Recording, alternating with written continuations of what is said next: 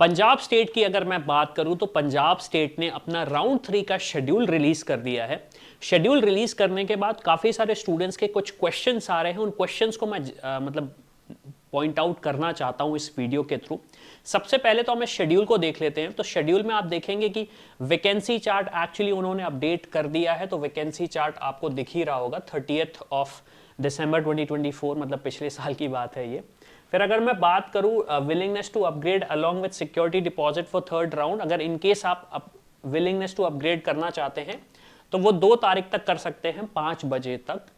फिर उन्होंने बोला है कि प्रोविजनल लिस्ट आपकी आने वाली है 4 तारीख को। फिर candidate who have submitted including मतलब आप चॉइस फिलिंग कर सकते हैं 5 तारीख से 7 तारीख तक।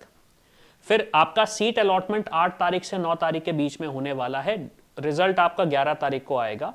और उसके बाद आपका जो ऑब्जेक्शन है, अगेन ऑब्जेक्शन का भी उन्होंने दिया है। और अलॉटमेंट का प्रोसेस, जो एडमिशन प्रोसेस है, वो आपका 14 तारीख से 18 तारीख तक हो जाएगा।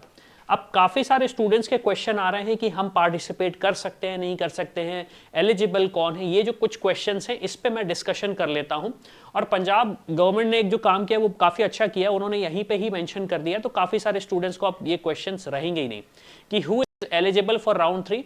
Already registered candidate, candidates who have registered but not been allotted seat in round 1, round 2, और कैंडिडेट्स जिन्होंने राउंड 2 में अपना सिक्योरिटी डिपॉजिट को फोरफिट किया था वो पार्टिसिपेट कर सकते हैं, बट विथ फ्रेश पेमेंट, जो कि ऑब्वियस सी बात है, आपको सिक्योरिटी डिपॉजिट वापस पे करना पड़ेगा।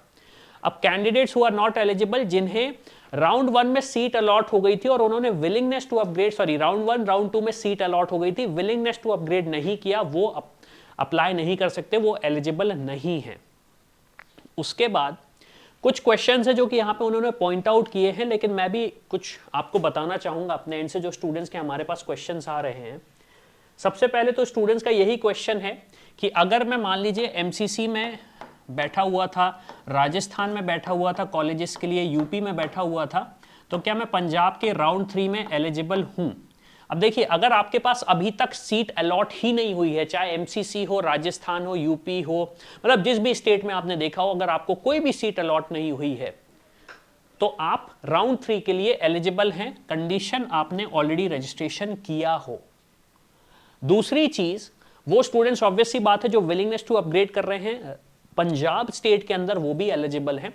तीसरा क्वेश्चन ये आता है कि अगर मुझे एमसीसी या दूसरी स्टेट से एक सीट मिली हुई है और मैं उससे टेक्निकली अभी सेटिस्फाइड नहीं हूं, मुझे लग रहा है कि पंजाब में जो वैकेंसी चल रही है उसमें मेरे पास एक अच्छा ऑप्शन आ सकता है, जिस तरीके से कट ऑफ का ट्रेंड जा रहा है, तो क्या मैं राउंड 3 के लिए एलिजिबल हूं, क्या मुझे सीट मिलेगी। अभी आपको एक चीज ये समझनी पड़ेगी, यहां पे उन्होंने स्पेसिफाई एग्जैक्टली नहीं किया है कि अगर आपको दूसरी स्टेट्स की या एमसीसी में अगर आपको सीट अलॉट हुई है तो आप उसके लिए एलिजिबल नहीं हो।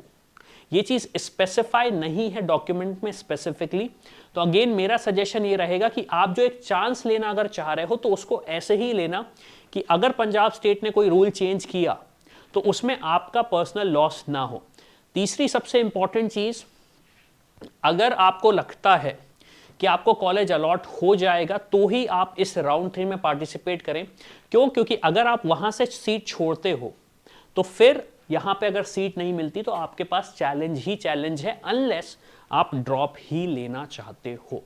अब ऐसा हो सकता है कि काफ़ी सारे वो स्टूडेंट हो जो पंजाब में ऑप्शंस देख रहे हैं, उनके पास एक बजट है लेकिन समझ में ही नहीं आ रहा कि हम क्या करें, हमारे पास कोई ऑप्शंस ही नहीं मिल रहे हैं। तो अगर आप चाहते हो तो हमारी टीम आपको गाइड कर सकती है प्रॉपरली कि एग्जैक्टली आपको अब काउंसलिंग कैसे करनी चाहिए। क्यों? क्योंकि सिचुएशन और थोड़ी सी ड्रास्टिकली बदल रही है। तो इसी के साथ मैं हूं अविनाश, मेरा काम है रास्ता दिखाना, स्पेशल के स्पेशलिस्ट बनना। I hope you like this video. For more such videos, keep watching our channel and do not forget to like, share and subscribe.